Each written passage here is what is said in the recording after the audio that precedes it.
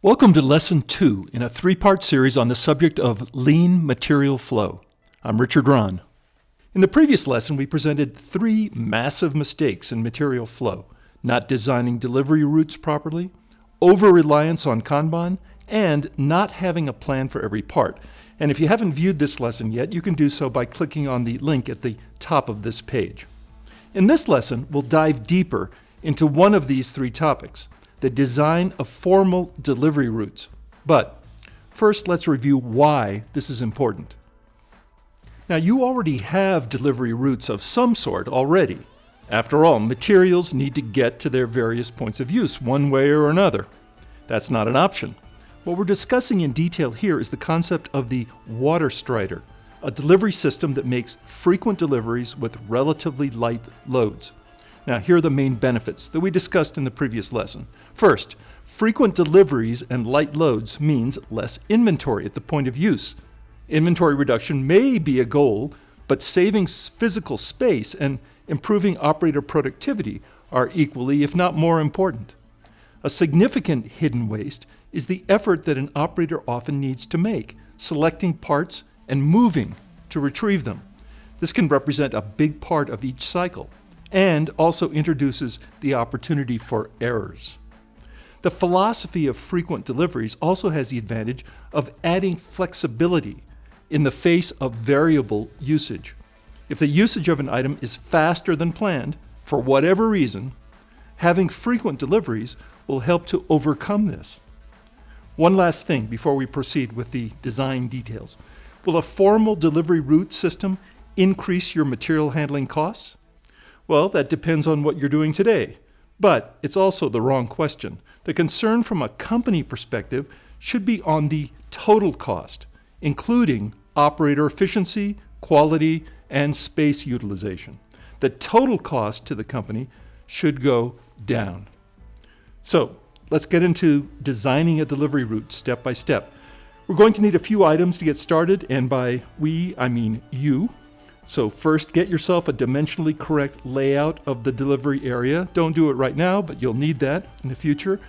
A CAD drawing of the area with a grid layout, dimensionally correct, will be very helpful to have. Next, you need to create some standards, standard tasks and standard times.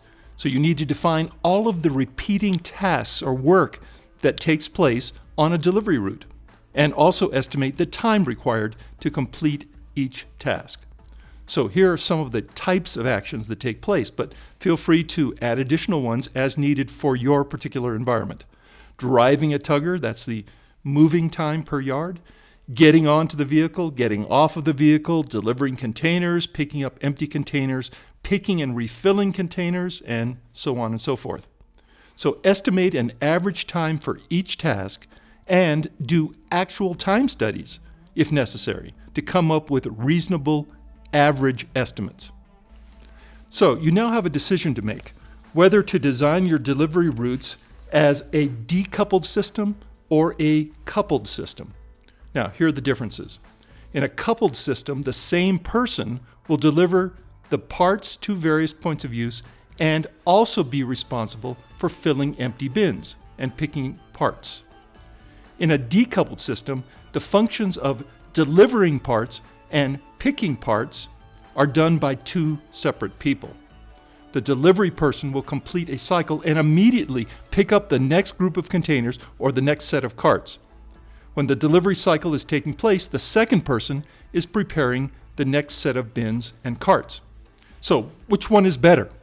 Well, there's no right answer, but larger facilities tend to operate in the decoupled mode, while smaller plants will use the coupled method. Utilization of equipment with the coupled method will not be as good, since the delivery equipment will be sitting idle while the next load is being picked. On the other hand, it may be possible to respond more quickly with the coupled method, since the filled containers will usually be coming back on the very next cycle. This is not true of the decoupled method. So let's review what we have so far. You have a map of your area. You have standards defined for all of the potential tasks that will need to be done. And you've decided on a coupled-decoupled delivery strategy. So what next? You're almost ready to start experimenting with different delivery routes, but you need to decide on a target cycle time for the delivery route. How many times a day do you want to deliver materials? This is an important decision for a number of reasons. More frequent deliveries will require a higher investment in people and equipment, and you may be used to thinking that material handling is waste that needs to be minimized.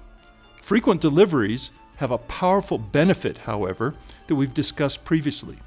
If you have variable usage, and who doesn't, then relatively frequent deliveries provides a safety factor that allows the system to run normally without expediting material and without excessive inventory quantities at the point of use. So here's a rule of thumb. Try to set your delivery route time at about 25% of the average inventory usage time. Now, what do I mean by that? Well, for example, if a bin holds a one-day supply of material, that is, normally it would be consumed in one day, then set your delivery route time to 4 times per day. As a point of reference, Toyota Material Handling has set their delivery route time to around 35 minutes. Now, this may seem too frequent, but they rarely run out of material on the line and their inventory turns are excellent.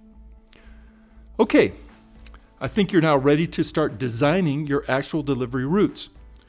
If you're doing this by hand or with a spreadsheet to help with the simple calculations, you'll be trying out different logical routes through the facility in order to maximize your delivery efficiency within the time allowed. So use your spreadsheet to add up the distances and tasks proposed and keep the total route time a bit less than your target delivery route time. Feel free to experiment with alternatives and, if possible, also get on the factory floor and physically walk through the proposed routes. This has been a high-level summary of the steps involved, and you can take it even further, of course. Some companies will build a dynamic simulation model of the proposed routes, which will allow you to add variation to the standard times and give you a better feel for how the route will perform. In most cases, however, you can simply design the route on paper, physically put it in place, and then make adjustments as needed.